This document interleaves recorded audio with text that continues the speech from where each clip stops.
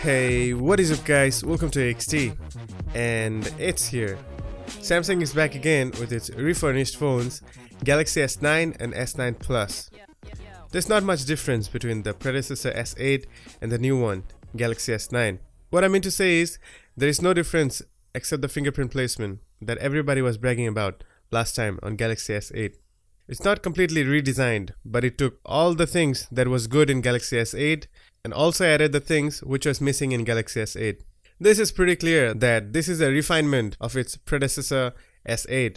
But what we need to see is what's new in it. How is it better than the last one? And is it worth getting Galaxy S9? I'll just try to give my honest opinions.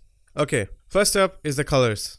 It comes with the usual black, then there is the coral blue, and there is the lilac purple. And also in the international market, there will also be a gray option. Well, basically, everybody has a different taste, right? And I still like the black one. The glass is still there. I mean, the glass at the back, still shiny as the old one. I think they're going to keep this look for a long time. I suppose even in the next generation's Galaxies. Aesthetically, the whole body is really not changed. The placement of the power button, volume rockers, and again, Bixby button is still there. Dear Samsung, if you're hearing me, please kick out this Bixby from the phone next time. That's not a good idea. Well, you use Google's Android, and it already has its smart Google Assistant. Please don't try to make it more fancy. So, back into the body. The placement of the SIM tray is all the same as the last time. But what they did this time is, they placed the fingerprint sensor below the camera instead of putting next to it. Now it's more easy to reach and people won't brag about it. It's comfortable on the both S9 and S9 Plus. Well, I thought they were going to put the on-screen fingerprint, but I was wrong about that. Hopefully, they will adopt the on-screen fingerprint on the next one. Also, not just a fingerprint reader for security purpose. They already have the iris scanning from the Note 8 and the facial recognition. So now, there is more ways to biometrically authenticate. I don't think that there will be any security flaws. Well, the display size is all the same. Galaxy S9 got the 5.8-inch 18:9 aspect ratio display, and S9 Plus got the 6.2-inch 18:9 aspect ratio display. You get it. Both of them are Super AMOLED Infinity display. It still has the high resolution Quad HD, also the edge-to-edge curved sides. If you look at back again to the bezels, you'll notice that the bezels are a little bit masked better than the last time. Both of them still got the IP68 certified dust and water resistant, still got the wireless charging, still got the USB Type-C, and also both of them still got the micro SD slots. Well, this time you can expand the storage up to 400 GB. Both of them still got the Gigabyte LTE. Okay, this is the last one. Both of them still got the headphone jack at the bottom. Well, there are some features which you might not notice much, but when you experience it, you'll appreciate it. So, they added the stereo experience this time. The earpiece speaker now works conjunction to the bottom speaker to produce a stereo sound. What is cool though is it got Dolby Atmos surround sound. And also, the cameras are really improved this time. Wait, I'll get to the camera in a bit. What is more important is you need to get the cutting edge specs to be the best flagship phone of the year 2018. So, Galaxy S9 and S9 Plus, both of them got Snapdragon 845, but only in the US and China. And rest of the countries will get the Exynos 9810.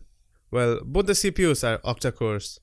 GPU, on the US and China version, it's running on Adreno 630, and rest of them will get the Mali G72.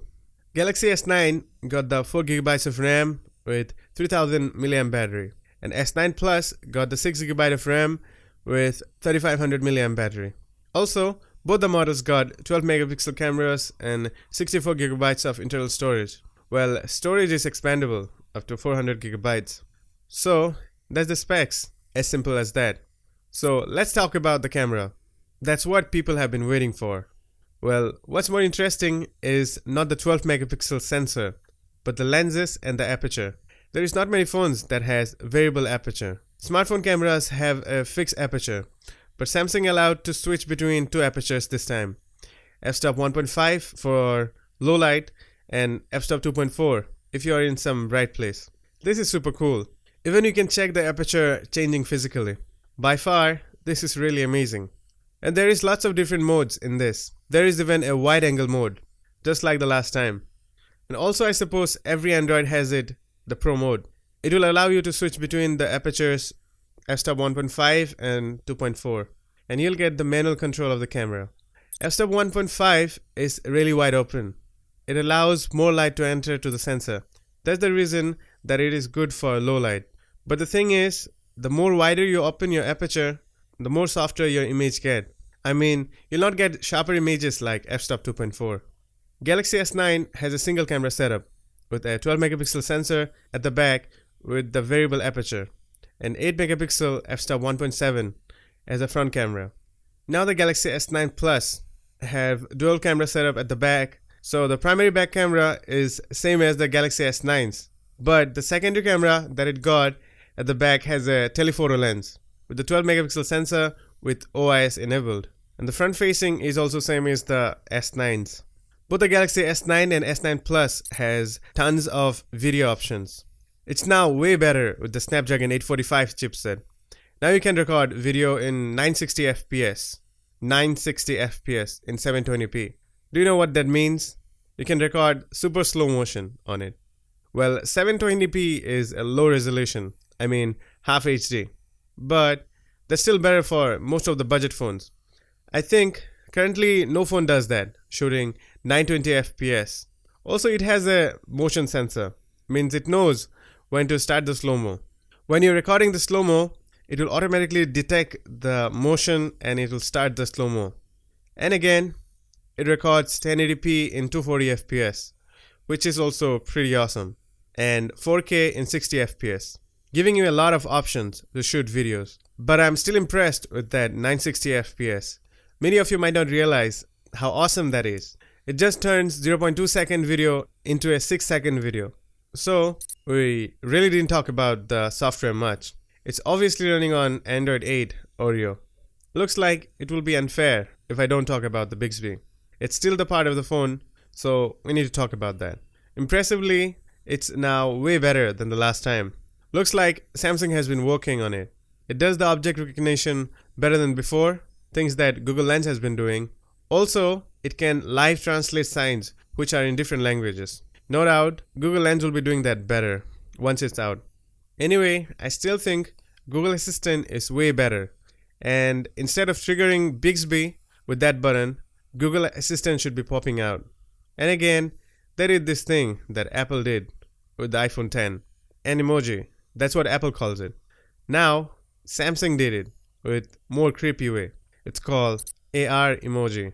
This basically takes your 2D image and maps into this 3D image that reacts. Or you can just make yourself animal just like the iPhone 10. At last, they improved the Samsung DeX. It allows you to get the full desktop environment. It used to be only docking station with the Galaxy S8, but now, as a new accessory, they call it the DeX Pad, which allows you to use the S9 as a trackpad and a keyboard, if you don't happen to have an external mouse or keyboard with you. Well, as they say, this is optimized for business. They should be keeping their word and not fail. So the question is, should you get a Galaxy S9 or S9 Plus?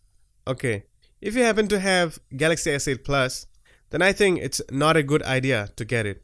Both the phones are almost same, Galaxy S8 and S9, just with minor updates. And if you say you don't use any of the Samsungs, then I think you should still wait and see a little further for the flagship phones. In my opinion, this is just the improved version of S8.